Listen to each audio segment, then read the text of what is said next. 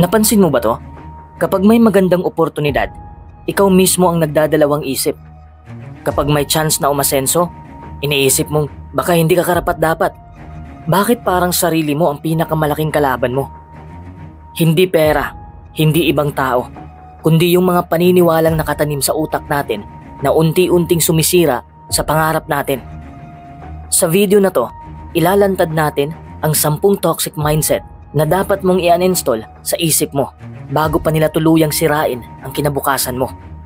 Kaya kung seryoso ka sa pagbabago, simulan na natin. Number 1, hindi ako magaling, kaya wala na akong pag-asa. Isa ito sa pinakamasakit pero pinakakaraniwang paniniwala na tumatama sa marami sa atin. Yung pakiramdam na parang hindi ka ipinanganak na may talent, kaya wala ka ng karapatang mangarap ng malaki. Parang sinasabi ng utak mo na hanggang dito ka na lang, kahit may parte ng puso mong gustong sumubok pa. Ang masama sa mindset na ito ay hindi lang ito pinipigilan ang pagkilos mo ngayon. Sinisira rin ito ang paniniwala mo sa sarili mong kinabukasan. Unti-unti mong kinukumbinsi ang sarili mo na hindi ka para sa tagumpay, na para lang yun sa mga pinagpala, sa mga natural na magaling, sa mga taong laging una sa klase o laging pinupuri. Habang ikaw, laging tagasalo ng pagkatalo, laging kulang, laging huli. Pero ang hindi natin napapansin, ang pagiging magaling ay hindi laging regalo. Madalas, bunga yan ng proseso. At kung lagi mong iniisip na wala kang pag-asa kasi hindi ka agad magaling, parang sinasayang mo rin ang pagkakataong matuto, magsimula at gumaling sa sariling panahon mo. Sa totoo lang, walang sinuman ang agad-agad naging eksperto sa simula. Lahat nagsimula sa kaba, sa duda, sa tanong, kaya ko ba to? Pero kapag nanatili kang nakakulong sa ideya na hindi ka magaling, hindi mo rin mabibigyan ng chance ang sarili mong patunayan na kaya mo pala. Hindi mo masusubukan ang sarili mo sa totoong laban kasi bago ka pa man pumasok sa laban, talo ka na sa isip mo. At dyan nagsisimula ang tunay na pagkatalo. Hindi sa pagkakamali, kundi sa pagsuko bago pa man magsimula. Number 2, kailangan perpekto lagi. Isa ito sa pinakamapanganib na mindset na madalas hindi natin agad namamalayan. Sa unang tingin, parang okay lang kasi ang goal naman ay kabutihan o excellence. Pero sa likod ng mindset na to, may nakatagong takot. Takot mapahiya, takot mapuna, takot mabigo.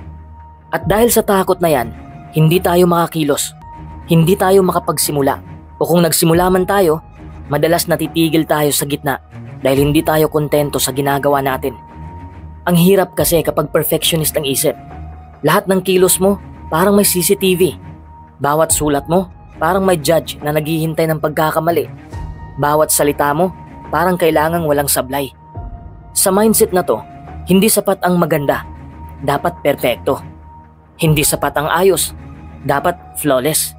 At kapag hindi mo naabot ang standard na yan, kahit gaano pa karaming effort ang ibinuhos mo, pakiramdam mo, palpak ka pa rin. Ang masama pa rito, pag naging sukatan mo ang pagiging perpekto, nafu-frustrate ka hindi lang sa sarili mo, kundi pati sa ibang tao. Nawawala ang pasensya mo sa proseso. Nawawala ang appreciation mo sa progreso.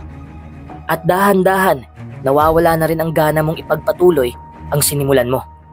Sa totoo lang, ang ugat ng perfectionism ay hindi pagmamahal sa galing, kundi kawalan ng tiwala sa sarili. Kasi ang taong tiwala sa sarili, alam niyang okay lang magkamali. Alam niyang ang imperfection ay hindi kahinaan, kundi parte ng paglago. Ang taong may tiwala, hindi niya kailangan ng validation mula sa pagiging perpekto kasi buo na siya kahit may sablay pa. Ang tanong, hanggang kailan mo pipilitin ang sarili mong maging perpekto? Kung sa totoo lang, sapat ka na para magsimula kahit hindi ka pa ganap. Hanggang kailan mo ipagpapaliban ang pagkilos dahil hinihintay mong maging 100% ready?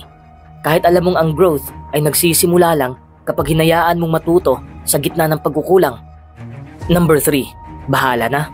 Kung para sa akin talaga. Isa to sa mga pinakamalalim pero madalas maling inaasahan ng maraming tao. Sa unang tingin, parang positibo siya. Parang may tiwala ka sa tadhana, sa Diyos o sa kung anumang puwersa ng buhay. Pero kapag mas inintindi mo, minsan pala ginagamit lang natin to bilang takas. Isang eleganteng excuse para hindi kumilos, para hindi magsikap, at para hindi manindigan sa sarili nating pangarap. Bahala na. Parang isang piraso ng pahinga. Pero kung paulit-ulit mo tong sinasabi sa tuwing may desisyong kailangan kang gawin o aksyong kailangan mong harapin, unti-unti nitong tinuturuan ang isip mo na wag nang umasa sa sarili mong kakayahan. Na ang kapalaran ay laging nasa labas ng kamay mo. Na kahit hindi ka kumilos, may darating. Na kahit hindi ka magsimula, may matatapos. Na kahit hindi ka sumubok, baka makuha mo pa rin. Ito ang mindset na nakakatulog sa laban habang umaasa sa panalo. Ang totoo, hindi ito pananampalataya, kundi pag-iwas. Hindi ito pagiging kalmado, kundi pagiging kampante sa maling paraan. Kasi habang sinasabi mong, kung para sa akin talaga, nakakalimutan mong may mga bagay na para sa'yo nga, pero kailangan mo pa rin lakarin, kailangan mo pa rin sikapin at ipaglaban. Ang para sa'yo, hindi basta dumarating. Kadalasan, kailangan mo yung sunduin. May mga pagkakataong ginagamit natin ang ganitong mindset para hindi madismaya. Kasi kung hindi ka kumilos, wala kang inaasahan. At kung wala kang inaasahan, hindi ka masasaktan. Pero hindi ba't mas malalim ang sakit ng isang buhay na hindi mo nasubukang buuin kumpara sa isang pagkatalong buong puso mong nilabanan? Kapag nasanay kang iasa ang lahat sa bahala na, nakakalimutan mong meron kang kapangyarihan. Nakakalimutan mong may talento kang pwedeng paunlarin, may oras kang pwedeng gamitin, at may pagkakataong hindi dapat palampasin. Ang tunay na pananampalataya, hindi lang basta pag-asa. Ito'y lakas ng loob na sabayan ang dasal ng gawa. Ang mundo ay hindi laging patas. Totoo yan. Pero hindi ibig sabihin yan ay titigil na tayo sa pagsubok. Hindi porket may hindi nangyari noon, wala nang pwedeng mangyari ngayon. Hindi porket mahirap, wala ka nang magagawa. Kasi sa totoo lang, minsan ang dahilan kung bakit hindi mo pa nakakamit ang tagumpay ay hindi dahil hindi ito para sa'yo, kundi dahil hindi mo pa talaga ito sinisikap kunin. Kaya sa susunod na mapabuntong hininga ka at masambit mong bahala na, itanong mo sa sarili mo, ginagawa ko ba talaga ang bahagi ko? Kasi baka hindi mo kailangan ng mas maraming swerte. Baka ang kailangan mo lang ay mas maraming aksyon. Number 4, ang tagumpay ng iba ay kabawasan sa akin. Isang lason sa puso at isipan. Tahimik pero malakas. Hindi mo man agad namamalayan pero unti-unti kang sinisira. Kasi habang tumitingin ka sa pag-angat ng iba, pakiramdam mo parang ikaw naman ang bumababa. Para bang sa tuwing may umaakyat sa taas, ikaw ang naiwan sa baba. At doon na nagsisimula ang pagkumpara, ang selos, ang tanong na bakit siya meron, ako wala. Minsan hindi mo na nga pinapansin ang sarili mong progreso dahil mas nakatuon ka sa tagumpay ng iba. Napapaisip ka kung sapat ka pa ba? Napapaisip ka kung may silbi pa bang magsikap kung nauuna naman palagi ang iba? At habang ginagawa mo yan, mas lalo kang napaparalisa. Hindi dahil kulang ka, kundi dahil nakatingin ka sa maling direksyon. Kasi ang mindset na ito, palaging may kakambal na pakiramdam ng pagkatalo. Kahit hindi ka pa naman natatalo, kahit hindi mo pa sinusubukan. Para bang ang dami mo nang gustong patunayan, pero hindi sa sarili mo, kundi sa mundo. Sa mga taong hindi naman talaga dapat pinapatunayanan. Kaya nawawala yung saya sa ginagawa mo. Nawawala yung sigla. Nawawala pati tiwala. At ang masakit, habang inaalipin ka ng ganitong mindset, hindi mo na nakikita yung halaga ng sarili mong lakas. Hindi mo na pinapansin yung tahimik mong pag-usad. Hindi mo na nabibigyang pansin yung mga maliliit mong panalo. Kasi para sa'yo, hindi sapat dahil meron kang tinitingnang iba at lagi kang kulelat sa paningin mo. Pero sa totoo lang, ang tagumpay ng iba ay hindi kailanman kabawasan sa'yo. Hindi ito kompetisyon kung saan nauubusan ng premyo. Hindi ito karerang may iisang mananalo lang. Dahil ang bawat isa may kanya-kanyang biyahe, may kanya-kanyang oras, at ang tunay na tagumpay ay hindi lang nasusukat sa bilis o sa dami, kundi sa katapatan ng paglalakbay. Kaya kung nararamdaman mong naiwan ka na, tanungin mo ang sarili mo, saan ka ba talaga nakatingin? Sa iba ba? O sa daan mo mismo? Dahil baka hindi ka naman talaga naiwan, baka lang napalingon ka lang ng matagal sa hindi mo naman landas. Number 5, wala akong oras. Ito ang isa sa pinakakaraniwang sinasabi ng maraming tao. Pero isa rin ito sa pinakamapanganib na mindset na pwedeng manirahan sa utak natin. Kasi habang iniisip mong wala kang oras, ang totoo niyan, araw-araw binibigyan ka ng parehong 24 oras na meron ang lahat. Wala ni isa sa atin ang binigyan ng kulang. Ang tanong talaga ay hindi may oras ba ako, kundi ano ba ang inuuna ko? Kapag paulit-ulit mong sinasabi sa sarili mo na wala kang oras, unti-unti mong pinapaniwalaan na wala ka talagang kontrol sa buhay mo. Para bang ang oras ay isang bagay na ninanakaw sa'yo, imbis na isa itong biyaya na ibinibigay sa'yo bawat umaga. Diyan nagsisimula ang pagkapit sa dami ng dahilan, sa stress, sa pressure, sa takot. Pero bihira mong tanungin ang sarili mo, ano bang ginagawa ko sa oras ko? Kapag inako mo ang mindset na wala kang oras, dinidiktahan mo ang sarili mong hindi ka na pwede magbago, hindi ka na pwede magsimula, hindi ka na pwede mag-pursue ng pangarap. Kasi nga, wala kang oras, di ba? Pero sa totoo lang, hindi oras ang nawawala. Ang nawawala ay yung disiplina, yung malinaw na direksyon, at minsan, yung lakas ng loob. Hindi mo kailangan ng mas mahabang araw. Ang kailangan mo ay mas malinaw na desisyon. Dahil habang patuloy mong sinasabi sa sarili mong wala kang oras, meron at meron kang kinakaing oras.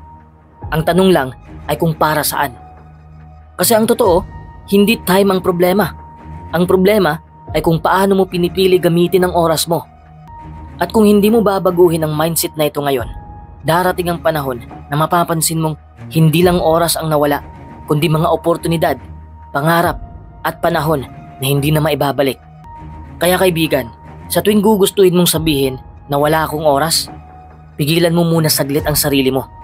Tumingin ka sa loob, kasi baka ang totoo, meron, pero hindi mo lang pinapansin o baka takot ka lang simulan. Number 6, ayoko nang sumubok ulit, baka mabigo na naman ako. Alam mo, isa to sa pinakamabigat at pinakamasakit na mindset na pwedeng buhatin ng isang tao. Ang takot na sumubok muli. Hindi dahil tamad ka, hindi dahil mahina ka, kundi dahil nasaktan ka na dati. At kahit hindi mo sabihin, ramdam mo sa loob mo yung kirot ng kabiguan. Nakakatakot talagang bumalik sa parehong daan kung dati ka nang nadapa roon. Pero sa totoo lang, habang hawak mo pa rin ang takot na yan, parang pinapayagan mong ang nakaraan mo ang magdikta ng magiging kinabukasan mo. Habang buhay kang inaalila ng dating pagkatalo, hindi mo na binibigyan ng tsansa ang sarili mong manalo.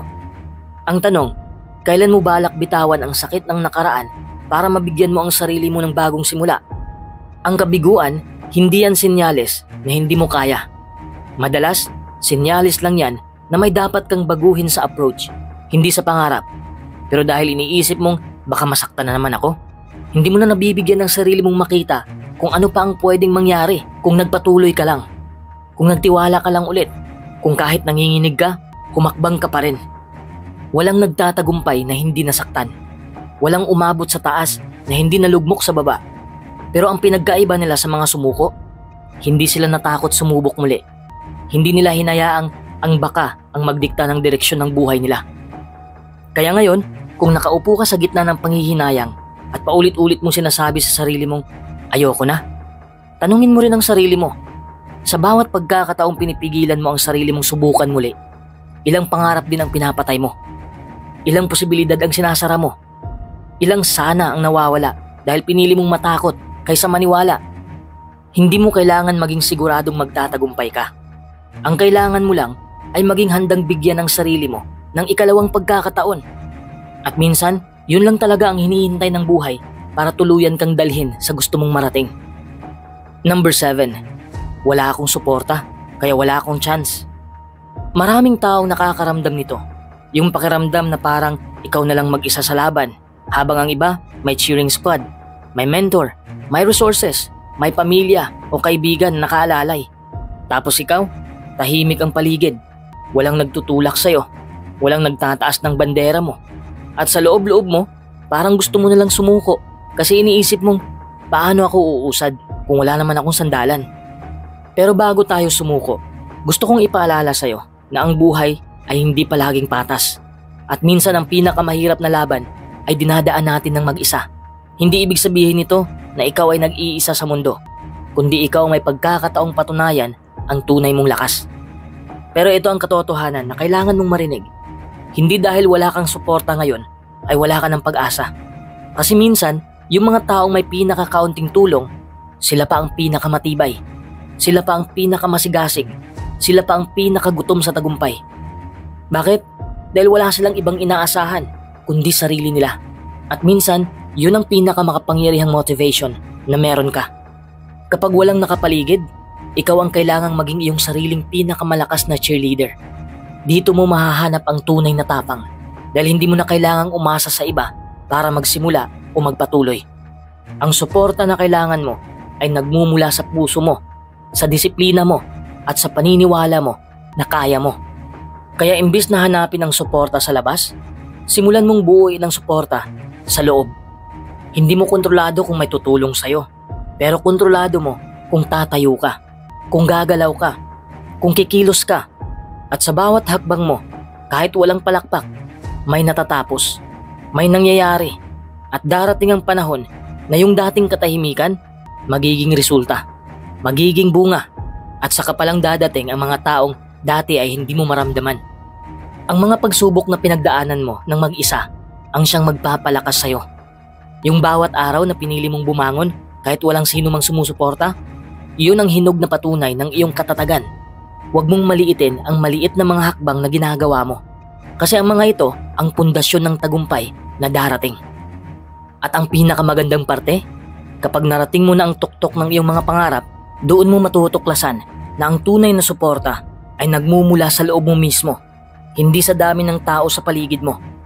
Ang tanong ngayon, maghihintay ka ba ng suporta para kumilos? O kikilos ka para ikaw mismo ang maging lakas ng sarili mo?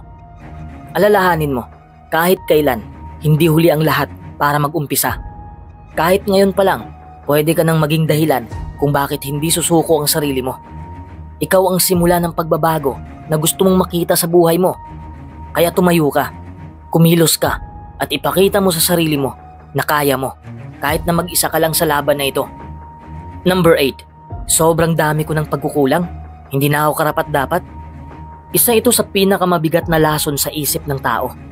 Tahimik itong naninirahan sa puso at unti-unting inuubos ang tiwala natin sa sarili. Sa bawat pagkakamaling nagawa, sa bawat pagkakataong nadapa ka, parang may boses sa loob mong bumubulong. Wala ka ng karapatan, wala ka ng halaga, hanggang dito ka na lang. At alam mo ang masakit? Paulit-ulit mong pinaniniwalaan yon. Hindi dahil totoo, kundi dahil paulit-ulit mong inuukit sa puso mo na ang pagkukulang mo noon ay permanenteng marka na ng pagkatao mo ngayon. Pero heto ang katotohanan, ang pagkakamali ay bahagi ng pagiging tao. At ang pagiging karapat-dapat ay hindi batay sa perfect record, kundi sa kakayahang itama, magsimulang muli at yakapin ang pagbabago. Hindi mo kailangang maging malinis ang record para maging karapat-dapat magmahal, matupad ang pangarap o sumubok ulit. Kasi ang tunay na lakas hindi galing sa pagiging perpekto, kundi sa pagkakaroon ng tapang kahit alam mong may mga sugat ka pa. Minsan iniisip natin na kailangan muna nating ayusin ang lahat bago tayo magpatuloy. Pero ang totoo, ang paglakad mismo ay bahagi ng pag-aayos. Hindi mo kailangang hintaying mawala ang lahat ng guilt o kahinaan para umusad. Kailangan mo lang tanggapin na ang bawat hakbang, kahit mabagal, ay patunay na hindi pa tapos ang laban mo. Kung iniisip mong hindi ka nakarapat-dapat dahil sa dami ng pagkukulang mo, tanungin mo ang sarili mo, sino ba ang nagsabing tapos na ang kwento mo? Dahil kung ikaw lang din ang nagsara ng libro, ikaw din ang pwedeng magbukas muli ng panibagong pahina. Hindi mo kailangan ng pahintulot ng nakaraan para magsimula ngayon. Ang kailangan mo lang ay paniniwala na hindi ka kailanman nawala ng halaga, kahit kailan, kahit saan, kahit gaano karami pa ang kulang mo. Number 9. Hindi ako katulad nila. Minsan sa katahimikan ng gabi, habang nakatitig ka sa kisame o nag-scroll sa social media, biglang bubulong sa isip mo, hindi ako katulad nila. Parang simpleng linya lang, pero malalim ang sugat na iniiwan nito. Kasi sa likod ng mga salitang yan, may mga tanong kang hindi masabi. Bakit sila ang galing? Bakit ako ganito lang? Bakit parang ang bilis nilang umangat habang ako naiwan? At bago mo pa mamalayan, unti-unti mo nang kinukontra ang sarili mo. Hindi mo na sinusubukan kasi iniisip mong hindi ka sapat. Hindi mo na pinapakita ang totoo mong sarili kasi feeling mo hindi ito tatanggapin. Nawawala na yung boses mo kasi mas pinapakinggan mo ang ingay ng pagdududa sa loob mo. Ang mindset na ito, tahimik pero matindi. Hindi siya sumisigaw pero ramdam mo siyang unti-unting binabawasan ang tiwala mo sa sarili. Hindi siya direktang sumisira sa'yo pero ginagawa kanyang tagamasid sa sariling buhay mo. Imbis na bida, naging extra ka na lang. At ang masakit pa, habang inuulit-ulit mong hindi ako katulad nila, nakakalimutan mong talagang hindi ka nga dapat katulad nila. Kasi may sarili kang ritmo, may sarili kang hugis, kulay at kwento. May mga bagay kang kayang gawin na hindi nila kayang pantayan, pero dahil abala kang tumingin sa kanila, hindi mo na tuloy nakikita ang kaya mong ibigay. Kaya't habang buhay mong inuugali ang paghahambing, habang kinukulong mo ang sarili mo sa isang imahe na hindi naman para sa'yo, nawawala sa'yo ang tunay mong halaga. Ang totoo, hindi mo kailangang maging tulad nila. Hindi mo kailangang makipaghabulan. Ang kailangan mo lang ay yakapin kung sino ka. At kapag nagawa mong tanggapin na sapat ka, hindi dahil kamukha mo sila, kundi dahil totoo ka sa sarili mo, doon nagsisimula ang tunay na lakas. Number 10. Sana may mangyaring maganda sa buhay ko. Sa unang tingin, parang simple lang tong linyang to. Sana may mangyaring maganda sa buhay ko. Parang walang masama, di ba? Natural lang naman tayong umasa. Lahat tayo may inaasam. May gustong marating. May pangarap na gusto nating matupad. Pero ang totoo, ang mindset na ito, kapag hindi natin binantayan, nagiging bitag. Kasi kapag paulit-ulit mong sinasabi na sana may mangyaring maganda, pero wala kang ginagawa, ang inaasam mo ay parang bulang laging lumulutang pero hindi mo maaabot. Umaasa ka na may darating pero hindi ka naman lumalakad patungo roon. Umaasa ka na may magbabago pero araw-araw mong inuulit ang parehong galaw, parehong routine, parehong dahilan, parehong takot, parehong pag-iwas. Isa sa mga pinakamalaking problema sa sana mindset ay ang pagkukulang nito ng pagkilos at responsibilidad. Para itong isang ilaw na bukas pero walang kuryente. Nagbibigay ng ilusyon ng pag-asa pero walang lakas para talaga itong magdala ng liwanag sa landas mo. Ang problema sa sana ay kapag ito na lang ang inuulit mo, nawawala ang sense of control mo sa sarili mong buhay. Unti-unti mong tinatanggap na ang kapalaran mo ay parang bola ng lottery. Minsan panalo, pero madalas talo. Napapaisip ka na lang, siguro hindi para sa akin. Kaya mo nasasabi yan kasi wala kang konkretong hakbang na ginagawa para baguhin ang takbo ng kwento mo. Ang katotohanan, habang masyado kang umaasa sa sana, nawawala ang iyong kapangyarihan na baguhin ang sarili mong buhay.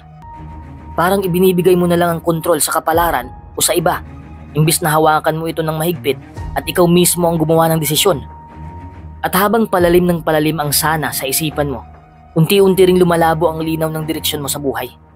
Kasi inaasa mo na lang sa swerte, sa pagkakataon o sa ibang tao ang mga bagay na ikaw mismo ang dapat nagtatrabaho. Pinapalitan mo ang gagawin ko ng sana. Pinapalitan mo ang kikilos ako ng maghintay na lang ako. Kapag paulit-ulit mong ginagawa ito, ang buhay mo ay parang bangkang walang timon sa gitna ng dagat. Naliligaw at natatangay ng alon ng pag-aalinlangan at takot. Hindi masamang umasa, pero ang pag-asa na walang kilos ay paanyaya sa pagkakulong sa parehong sitwasyon. At ang matagal na pagkakulong ay nauuwi sa kawalan ng pag-asa. At kapag nawalan ka ng pag-asa, parang nawalan ka na rin ng boses sa sariling kwento mo. Ang tunay na pagbabago ay nangyayari kapag pinagsama mo ang pag-asa sa konkretong aksyon. Kapag tinig mo ay may kasamang lakas ng loob na harapin ang mga hamon at baguhin ang mga bagay na kaya mong baguhin. Dito nagsisimula ang pag-usad at paglago. Kaya sa halip na paulit-ulit mong sambitin ang sana, tanungin mo ang sarili mo, ano ang kaya kong simulan ngayon? Ano ang pwede kong gawin, kahit maliit lang? Dahil minsan, ang maliit na kilos ay mas makapangyarihan kaysa sa libu-libong dasal na walang kasunod na gawa. Ang bawat hakbang, gaano man kaliit, ay simula ng isang bagong kwento. Isang kwentong may kontrol ka, may direksyon, at may pag-asa. Kaya't huwag mong hayaan na ang sana lang ang maging laman ng isip mo. Gawing sandigan ang sana, pero dagdagan mo ng determinasyon at aksyon. Alam mo, ang buhay natin ay talagang puno ng hamon at pagsubok. Pero minsan, hindi lang ang mga pangyayari ang bumibigat sa atin. kundi ang mga iniisip natin tungkol sa sarili at sa mundo. Ang toxic mindset ay parang mabigat na bag na dala-dala natin araw-araw na kahit hindi natin namamalayan, pilit nating pinapasubsob ang sarili natin sa ilalim ng bigat nito.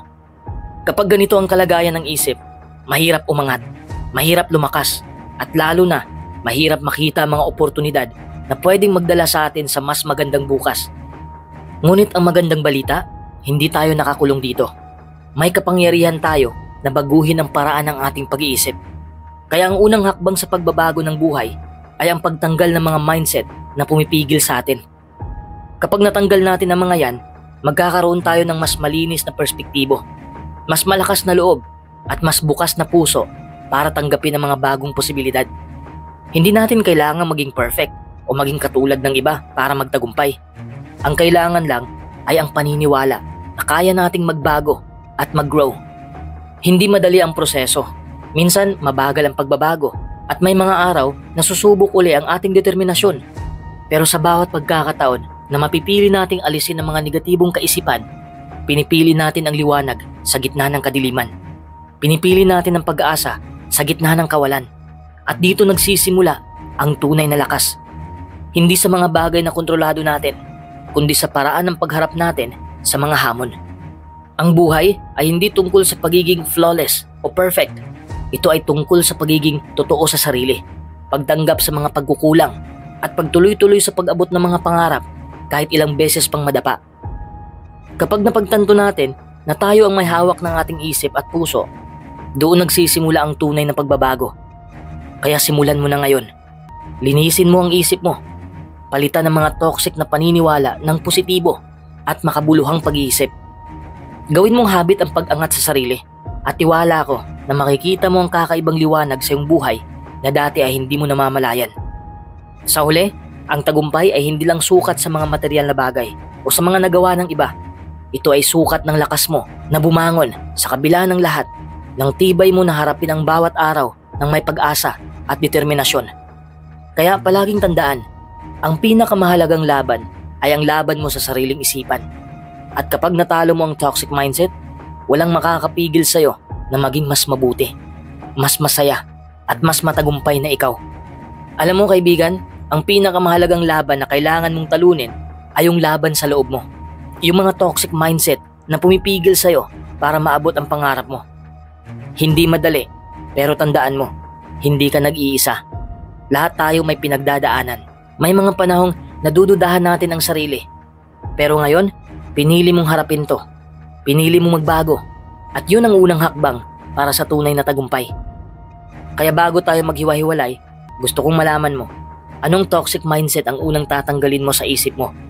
Isulat mo yan sa comment section para sama-sama tayong mag-grow at mag-support sa isa't isa. Huwag mong kalimutang i-like ang video kung natulungan ka nito at i-share sa mga kaibigan mo na kailangan din ng reminder na huwag susuko. At syempre, mag-subscribe para lagi kang updated sa mga ganitong inspirasyon na makakatulong sa'yo araw-araw.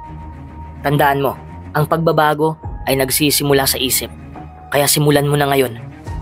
Hanggang sa susunod, kapit lang at laban lang tayo. Salamat sa panonood, kaibigan.